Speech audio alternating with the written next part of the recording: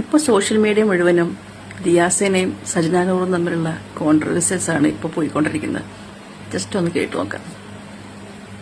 പിന്നെ ദിയ നീ പല പല വോയിസ് റെക്കോർഡ് കൊണ്ടുവരും. കാരണം എന്തിനാ? ദിയയുടെ MDMന്റെ കാര്യം മറയ്ക്കാൻ വേണ്ടിയിട്ട്.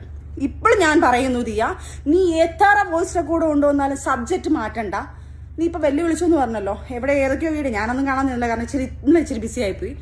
അപ്പം ദിയ എവിടേക്കോ പറഞ്ഞു എന്ന് പറഞ്ഞു, അവള് വരാം, ചെക്ക് ചെയ്യാൻ വരാന്ന് പറഞ്ഞു.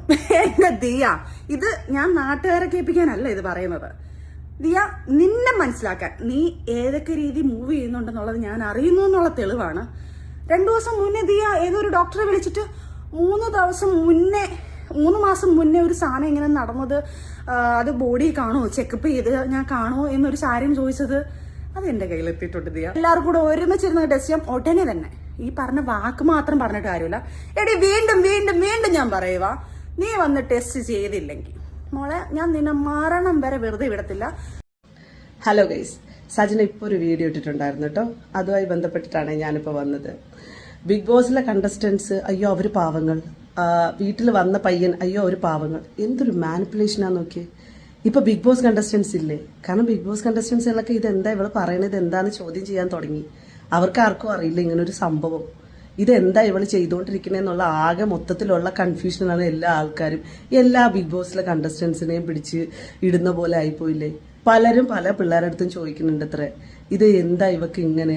ഓൾമോസ്റ്റ് ആളുകൾക്ക് മനസ്സിലായി ഏകദേശം ഈ കൊച്ചിന് മാനസികമായിട്ട് എന്തോ കാര്യമായിട്ട് പ്രശ്നം ഉണ്ടെന്നുള്ളത്. പിന്നെ ഇവളുടെ ഇവള് വെല്ലുവിളിച്ചിട്ടിരുന്ന് പറയുന്നു എന്തെന്ന്, ഏതോ ഡോക്ടർ പോയി കണ്ടു 3 മാസം മുമ്പേ, ആരോ പറഞ്ഞു കൊടുത്തിട്ടുണ്ടെന്ന് തോന്നുന്നു 3 മാസം വരെയുള്ള റിപ്പോർട്ട് എടുക്കാന്ന്. അപ്പൊ ഇനിയിപ്പം ഞാനിനി റിപ്പോർട്ട് എടുത്തോണ്ടോന്ന് നെഗറ്റീവ് ആണെന്ന് കണ്ടു കഴിഞ്ഞാൽ വേറെ ഏതെങ്കിലും വർഷത്തിന്റെ കണക്കൊക്കെ പറഞ്ഞിട്ട് എങ്ങനെയെങ്കിലുമൊക്കെ എന്റെ മേലിൽ അറ്റാക്ക് ഇടാമല്ലോ. ഇവിടെ എന്തൊരു വേണമെങ്കിലും ചെയ്യാൻ ഞാൻ തയ്യാറടേ, ഏത് ടെസ്റ്റിന് വേണമെങ്കിലും റെഡിയടേ. പക്ഷെ നിന്റെ കൂടെ ഇല്ല. കാരണം ഞാനിപ്പോൾ പോലും പോയിട്ട് ടെസ്റ്റ് എടുക്കാൻ പോവുകയാണ്. ഇത് 8 to 10 ദിവസം വരെ കിട്ടുമെന്നുള്ളതാണ് തിരിച്ചു കിട്ടുന്ന ഇൻഫർമേഷൻ.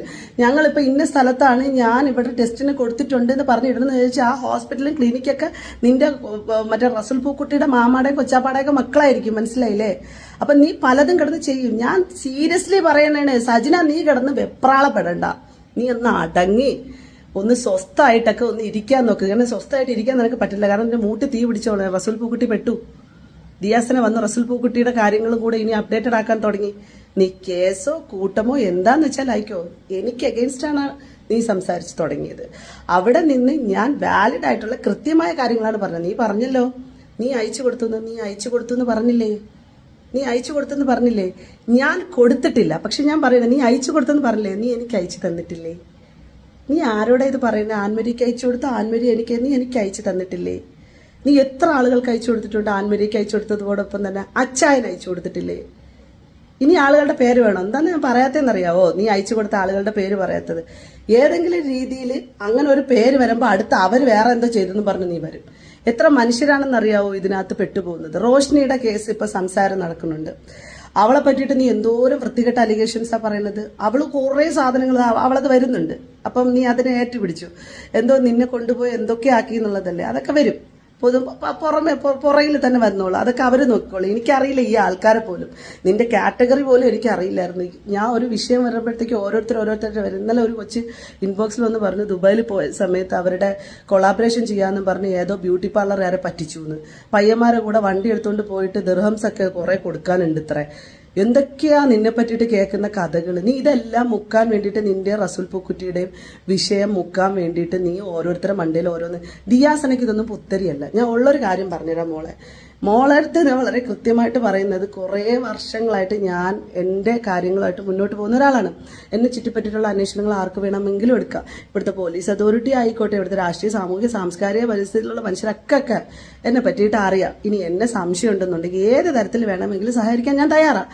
എന്റെ കയ്യിൽ നിന്ന് 1 രൂപ പോലും മുടക്കൂല എന്ന് പറഞ്ഞതിന്റെ റീസൺ പോലും 5000 മുതൽ 10000 രൂപ വരെയൊക്കെ ഈ ടെസ്റ്റിനോ അതും ഇതിനൊക്കെ റിപ്പോർട്ടിനാവുമെന്ന് വിചാരിച്ചിട്ട്. ഇനി അത് വേണമെങ്കിലും മുടക്കിയിട്ടും എനിക്കത് ചെയ്യുന്നതിൽ ഒരു പ്രശ്നമില്ല. പക്ഷേ നീ വെല്ലുവിളിക്കുന്ന രീതികളും നിന്റെ ഫ്രസ്ട്രേഷനും നിന്റെ ആക്രാന്തവും നിന്റെ വെപ്രാളവും ഒക്കെ ഉണ്ടല്ലോ, നിന്റെ റസൂൽ പൂക്കുറ്റിയെ നിന്നെ സംരക്ഷിക്കാനുള്ള കവചമാണെന്നുണ്ടെന്നുണ്ടെങ്കിൽ നീ ഇനി 10 പേരെ ഇട്ട് കൊടുത്താലും ശരി. എന്നെ സജിന 100 ദിയാസന പറയാണ്, ഒരു ചുക്ക് സംഭവിക്കൂല. ഇതവിടെ കല്ല് പോലെ ഇരിപ്പുണ്ട്. മെനിഞ്ഞാന്ന് നിന്റെ ആരോപണം കൊണ്ട് ഞാൻ ഫേസ് ചെയ്തത് 24 hours എനിക്കിനി പേടിയില്ല. No issue.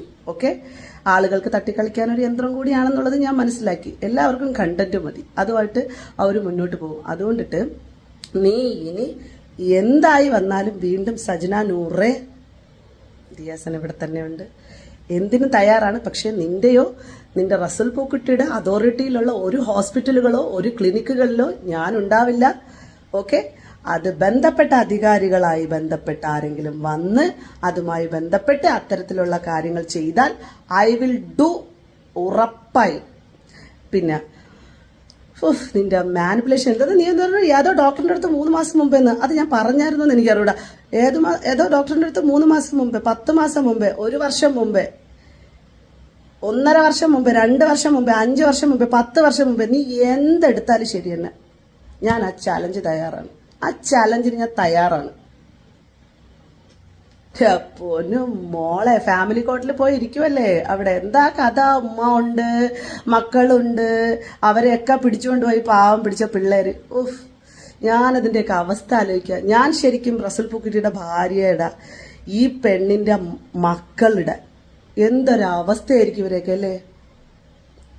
കഷ്ടം തന്നെ.